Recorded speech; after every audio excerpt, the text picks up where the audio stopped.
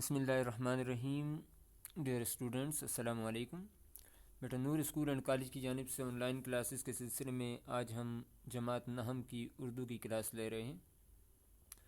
جو آخری سبق ہم نے پڑھا تھا اس میں جو ہمارے حصے غزل میں شاعر ہیں مرزا اسد اللہ خان غالب، ان کے حالات زندگی کو مکمل تفصیل کے ساتھ ہم نے پڑھ لیا تھا۔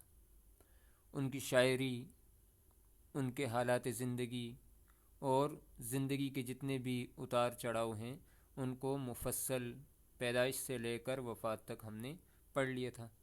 آج ہم ان کی غزل اسٹارٹ کرتے ہیں، اور غزل کے 3 شعر ہم پہلے پڑھ چکے ہیں۔ ہم ان کو دوبارہ تھوڑا سا ریوائز کر کے پھر اگلا جو چوتھا شعر ہے وہ اسٹارٹ کرتے ہیں۔ تو بیٹا ہمارے شاعر جو ہیں مرزا اسد اللہ خان غالب، ٹھیک ہے۔ یہاں پر میں نے آگے اسد دوبارہ بھی لکھا ہے، یہ اس لیے لکھا ہے کہ غالب ابتدا میں اسد کے تخلص سے لکھا کرتے تھے۔ پہلا تخلص ان کا اسد تھا، پھر اس کے بعد انہوں نے غالب تخلص استعمال کرنا شروع کر دیا، اس لیے میں نے آگے اسد بھی لکھ لیا ہے۔ پھر اس کے اوپر جو علامت ڈالی ہوئی ہے غالب کے اوپر یا اسد کے اوپر، اس طریقے سے آپ بہادر شاہ ظفر لکھتے ہیں تو ظفر پر یہ علامت لکھی ہوئی نظر آتی ہے، الطاف حسین حالی میں حالی پر یہ علامت لکھی ہوئی نظر آتی ہے۔ اس طریقے سے دیگر شعراء کے جتنے بھی تخلص ہوتے ہیں ان پر یہ علامت لکھی ہوئی نظر آتی ہے۔ یہ علامت تخلص کہلاتی ہے، یہ علامت تخلص کہلاتی ہے، اور اسے نب کہتے ہیں۔ کیا کہتے ہیں؟ نون بے نب کہا جاتا ہے، ٹھیک ہے، کلاس میں بھی آپ کو بتا دیا گیا تھا۔ پھر آج جو ہماری غزل ہے وہ غالب کی دوسری غزل ہے۔ پہلی غزل نصاب میں شامل نہیں ہے، اس لیے دوسری غزل جو ہے وہ نصاب میں شامل ہے۔ یہ نہ تھی ہماری قسمت کہ وصال یار ہوتا۔ اب آ جاتے ہیں ایک اور اہم سوال کی طرف۔ بعض اوقات سوال آ جاتا ہے کہ غالب کی شاعری کی خصوصیات بیان کریں، یا آپ کو سوال آ جاتا ہے میر تقی میر کی شاعری کی خصوصیات بیان کریں، یا خواجہ حیدر علی آتش، بہادر شاہ ظفر، علامہ اقبال، کسی کی بھی شاعری کی خصوصیات آ جاتی ہیں شاعر کی۔ پھر آپ یہ سوچتے ہیں کہ یہ تو بک میں نہیں تھا اور امتحان میں کیسے آ گیا؟ تو بیٹا شاعری کی خصوصیات تقریباً سب کی جو بڑے شعراء ہیں ان میں کامن ہوتی ہیں، ایک جیسی ہوتی ہیں، ٹھیک ہے۔ خوبصورت الفاظ کا چناؤ، ہر شاعر خوبصورت الفاظ کا چناؤ کرتا ہے، خوبصورت الفاظ چنتا ہے، نمبر 1۔ نمبر 2 پہ آپ لکھ سکتے ہیں سلاست، ٹھیک ہے، سلیس ہوتی ہے ان کی شاعری، ہر انسان سمجھ سکتا ہے، عام فہم ہوتی ہے۔ نمبر 3 بے ساختگی، ٹھیک ہے، بے ساختہ، ایسی چیز جو بناوٹی نہ لگے، آرٹیفیشل نہ لگے، قدرتی لگتی ہے، ٹھیک ہے۔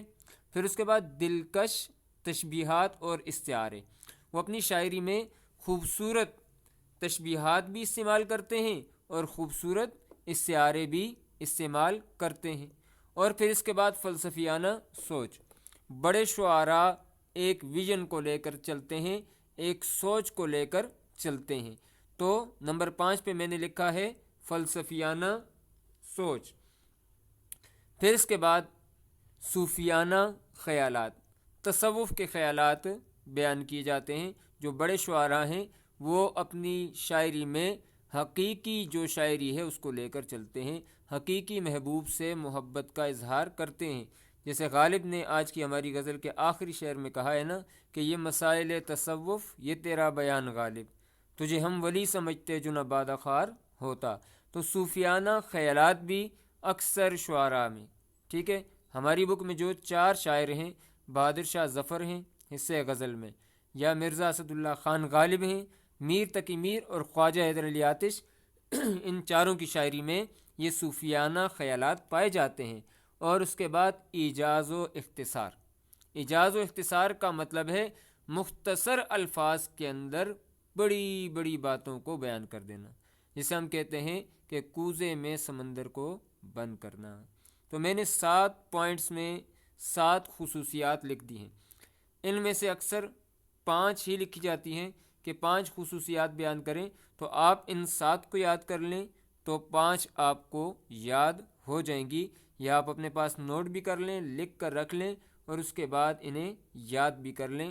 اور جب آپ کسی شاعر کے 2 شعر آ جاتے ہیں، 3 شعر آ جاتے ہیں، امتحانوں میں آ جاتے ہیں، تو شروع میں جب آپ اس کی مین ہیڈنگز لکھ رہے ہوتے ہیں، حوالہ شاعر، ٹھیک ہے، مرزا اسد اللہ خان غالب، پھر اسی میں آگے لکھتے ہیں خصوصیات شاعر، تو اس میں ان میں سے 5 آپ نے خصوصیات اپنی پیپر کے اندر بھی لکھ لینی ہے، اپنے ٹیسٹ کے اندر بھی آپ نے یہ خصوصیات لکھ لینی ہے۔ اب آئیں ہم اپنی بک کی طرف چلتے ہیں، اپنی غزل کی طرف چلتے ہیں کہ غالب صاحب کیا فرماتے ہیں۔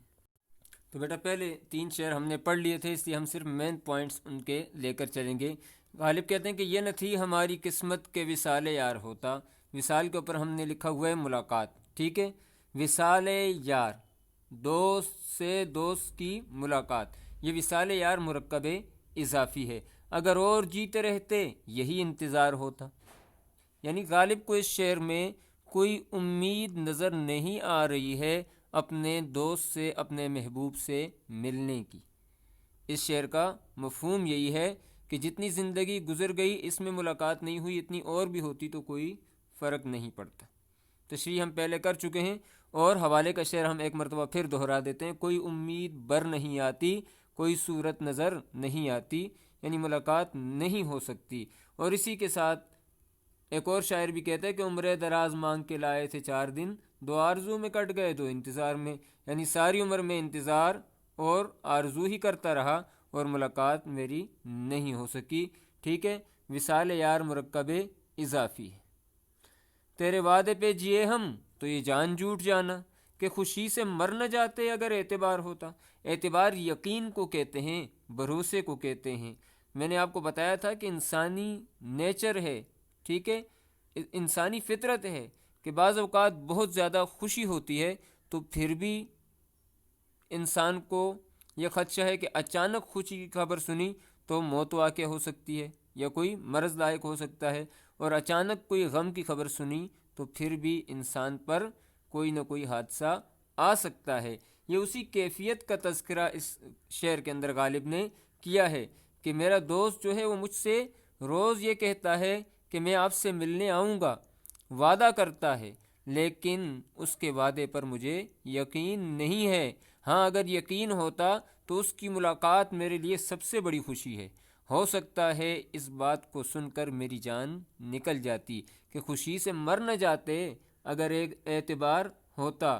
تو یہ کہتے ہیں کہ مجھے اس کے وعدوں پر یقین نہیں ہے، ٹھیک ہے، میرے محبوب نے وعدہ کیا ہے 5ویں دن کا، کسی سے سن لیا ہوگا کہ دنیا 4 دن کی ہے، ٹھیک ہے، ایسے وعدے کرتا ہے جس کی کوئی حقیقت ہی نہیں ہے، جس کا کوئی وجود ہی نہیں ہے۔ اس شعر کی تشریح بھی ہم پڑھ چکے ہیں۔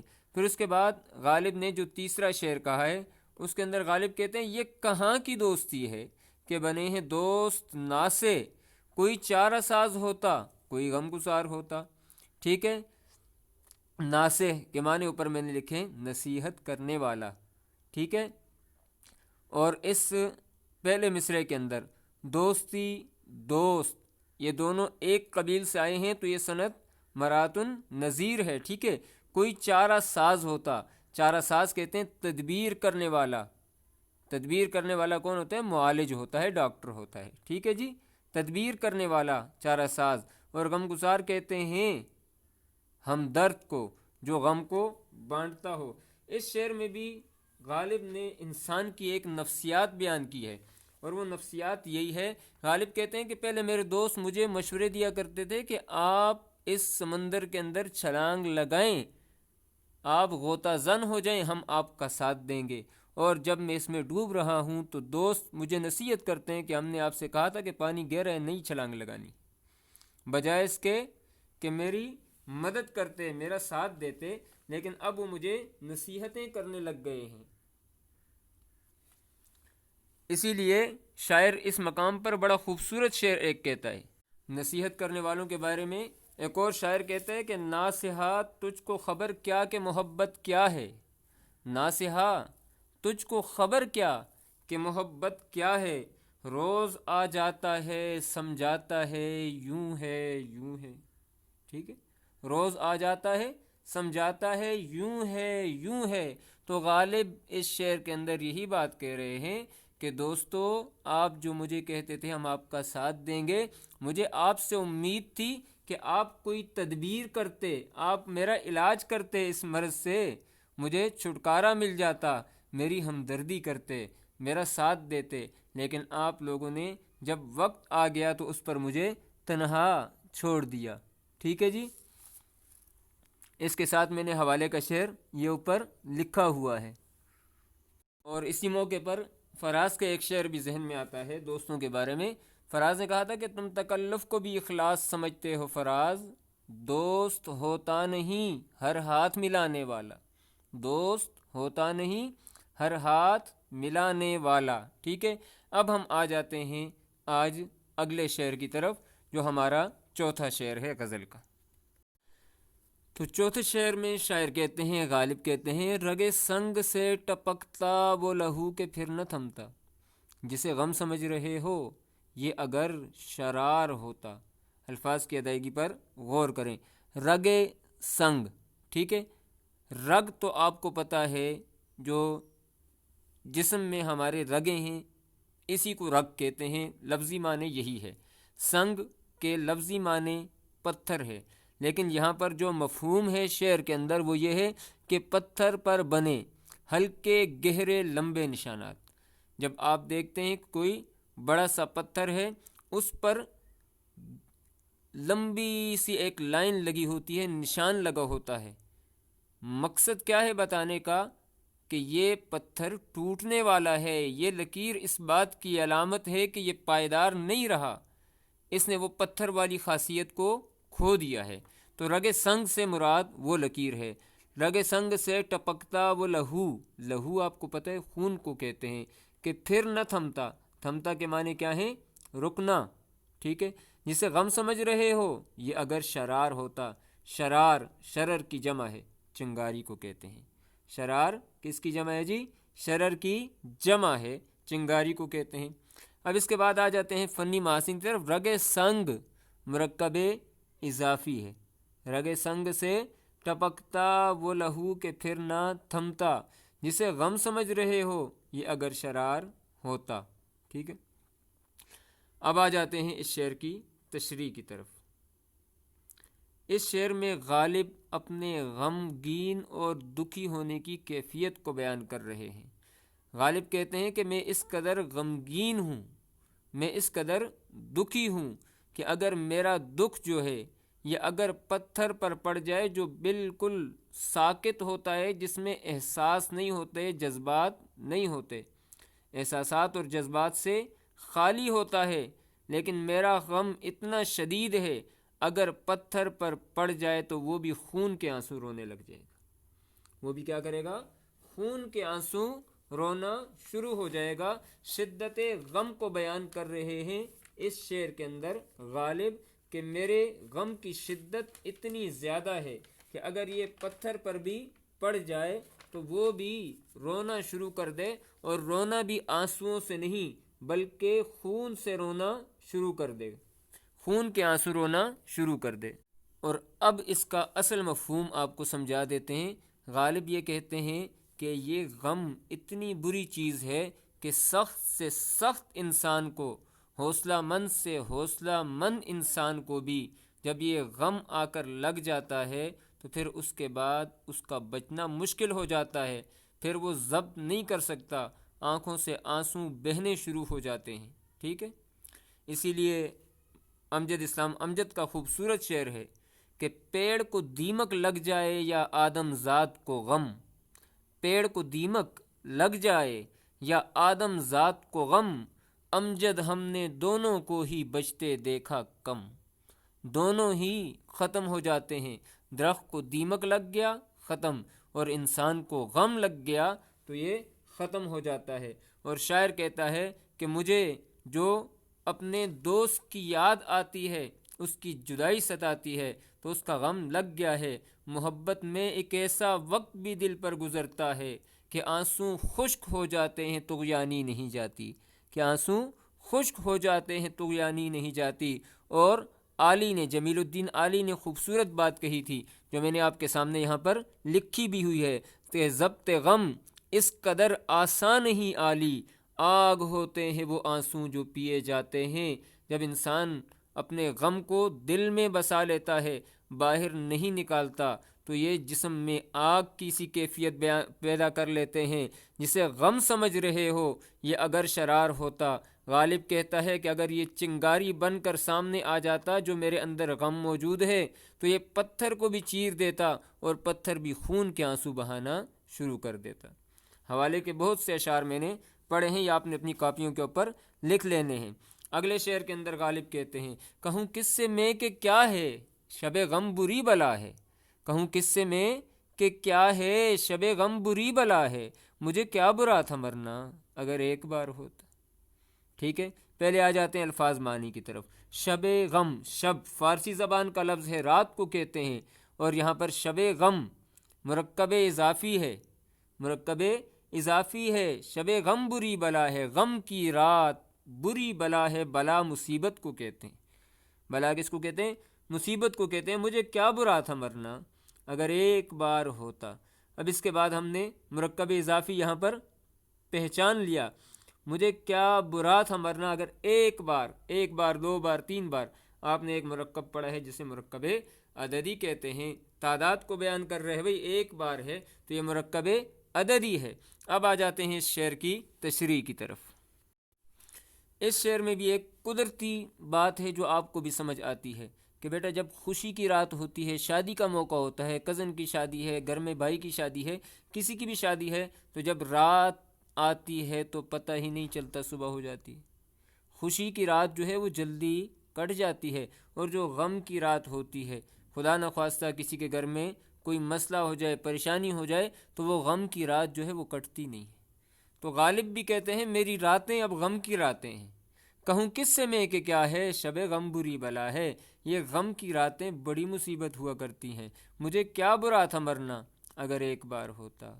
یہاں پر غالب کہہ رہے ہیں کہ میں فراق یار میں، اپنے دوست سے جدائی میں روز مرتا ہوں روز جیتا ہوں۔ ٹھیک ہے، روز مرتا ہوں روز جیتا ہوں، اس سے بہتر ہے کہ ایک بار میں مر جاتا تو اس سے اتنی تکلیف نہ ہوتی۔ یہ جو روز روز کا مرنا ہے یہ مجھے نقصان دیتا ہے اور اذیت میں مبتلا رکھتا ہے۔ ایک بار انسان جب مر جاتا ہے تو وہ سارے غموں سے چھوٹ جاتا ہے، لیکن یہاں غالب اپنی اس کیفیت کو بیان کرتے ہیں کہ جب رات ہوتی ہے تو میں فراق یار میں گھلتا رہتا ہوں، فراق یار میں گھلتا رہتا ہوں، صبح ہوتی ہے پھر امید ہوتی ہے کہ شاید آج ملاقات ہو جائے، لیکن اگلے دن پھر وہی غم کی رات ہوتی ہے اور میں دوبارہ مرتا ہوں، یعنی روز مرتا ہوں روز جیتا ہوں۔ یہ وہ کیفیت غالب بیان کر رہے ہیں۔ ٹھیک ہے جی، مرتے ہیں آرزو میں مرنے کی۔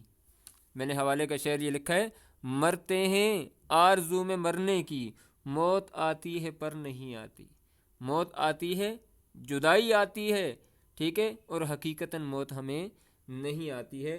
اس شعر کے اندر غالب نے اس کیفیت کا تذکرہ کیا ہے۔ اور میں نے آپ سے یہ بات کہی تھی بیٹا کہ شاعر جو ہے، بڑے شعراء، یہ تصوف کے مضامین کو اپنی شاعری کے اندر لازمی لاتے ہیں، اور غالب جیسے یگانہ روزگار جو شعراء ہیں وہ تو بڑے خوبصورت انداز میں اپنی شاعری کے اندر ان مضامین کو لے کر آتے ہیں۔ اب یہ جو ہمارا اگلا شعر ہے یہ عشق حقیقی پر مبتلا ہے، عشق حقیقی پر کہا گیا ہے۔ تو غالب کہتے ہیں اسے کون دیکھ سکتا کہ یگانہ ہے وہ یکتا، یگانہ، ٹھیک ہے جی، اس کے اوپر ہم نے لکھا ہے بے مثال، واحد، ایک، ٹھیک ہے، بے نظیر، جس کی کوئی مثال نہیں ہے۔ یگانہ ہے وہ یکتا، یکتا اکیلا، منفرد، جدا، جو دوئی کی بو بھی ہوتی تو کہیں دو چار ہوتا۔ دوئی کہتے ہیں شرکت کو، ساجھیداری کو کہتے ہیں، یا دو ہونا۔ بو آپ کو پتہ ہے خوشبو کو کہتے ہیں، بو بھی ہوتی تو کہیں دو چار ہوتا۔ اب آ جاتے ہیں فنی محاسن کی طرف۔ اسے کون دیکھ سکتا کہ یگانہ ہے وہ یکتا، یگانہ یکتا دونوں ایک قبیل سے آئے ہیں، صنعت مراتن نظیر ہے، ٹھیک ہے۔ جو دوئی کی بو بھی ہوتی تو کہیں دو چار ہوتا، دوئی اور دو یہ دونوں ایک قبیل سے آئے ہوئے ہیں، لہٰذا یہ بھی صنعت مراتن نظیر ہیں، اور دو چار، ٹھیک ہے جی، یہ مرکب عددی ہے، مرکب عددی ہے۔ یہ تو ہو گیا ہمارے فنی محاسن۔ اب اس شعر میں شاعر، ٹھیک ہے جی، خالق حقیقی اللہ رب العزت کا تذکرہ کر رہے ہیں اور اللہ سے اپنی والہانہ محبت کا اظہار کر رہے ہیں اور اللہ کی وحدانیت اور اس کے اکیلے پن کو بیان کر رہے ہیں، اکیلے پن کو بیان کر رہے ہیں۔ کہتا ہے کہ اسے کون دیکھ سکتا کہ یگانہ ہے وہ یکتا، جو دوئی کی بو بھی ہوتی تو کہیں دو چار ہوتا، یعنی دوئی کی بو بھی نہیں ہے، شرکت کی بو بھی نہیں ہے، کوئی شائبہ بھی نہیں ہے، کوئی شک بھی نہیں ہے۔ اگر ایسے ہوتا تو وہ دو چار یعنی بہت سارے ہوتے۔ لو کان فیہما آلہۃ الا اللہ لفسدتا، قرآن میں بھی اللہ نے فرمایا کہ اگر زمین کے اندر اور آسمان کے اندر ایک خدا کے علاوہ بہت سے خدا ہوتے تو فساد پیدا ہو جاتا۔ اسی بات کو غالب نے ہی بیان کیا ہے کہ کائنات میں دوسرا خدا نہیں ہے، نہ ہی اس کا شائبہ اور شک موجود ہے، ٹھیک ہے۔ اسی لیے شاعر کیا کہتا ہے کہ جگ میں آ کر ادھر ادھر دیکھا، جگ میں آ کر، جہان میں، دنیا میں آ کر ادھر ادھر دیکھا، تو ہی آیا نظر جدھر دیکھا، ٹھیک ہے، تو ہی آیا نظر جدھر دیکھا، یعنی جس سمت بھی تکتا ہوں نظر آتا ہے تم ہو، جس سمت بھی تکتا ہوں نظر آتا ہے تم ہو۔ کائنات کی ہر چیز میں، ہر ایک ذرے میں، ہر ایک ریشے میں اللہ کی ذات نظر آتی ہے دیکھنے والوں کو۔ اب غزل کا آخری شعر ہے، اور آخری شعر کو بیٹا کیا کہتے ہیں؟ مقطع کہتے ہیں، جس میں شاعر اپنا تخلص بھی استعمال کرتا ہے، تو یہ مقطع ہے اس غزل کا۔ تو شاعر کہتے ہیں یہ مسائل تصوف، یہ تیرا بیان غالب، تجھے ہم ولی سمجھتے جو نہ بادہ خار ہوتا، جو نہ بادہ خار ہوتا، خوار نہیں پڑھیں گے، ٹھیک ہے، بادہ خار ہوتا۔ مسائل تصوف، مسائل مسئلے کی جمع، مسئلہ،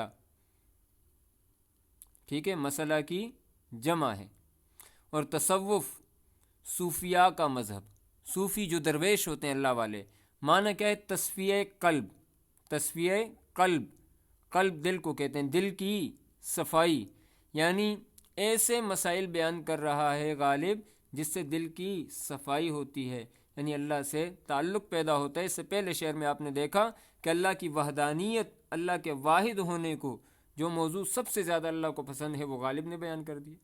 تو کہتے ہیں یہ مسائل تصوف، یہ تیرا بیان غالب، غالب پر پھر وہی نبل کی علامت ہے، یہ تخلص ہے، ٹھیک ہے۔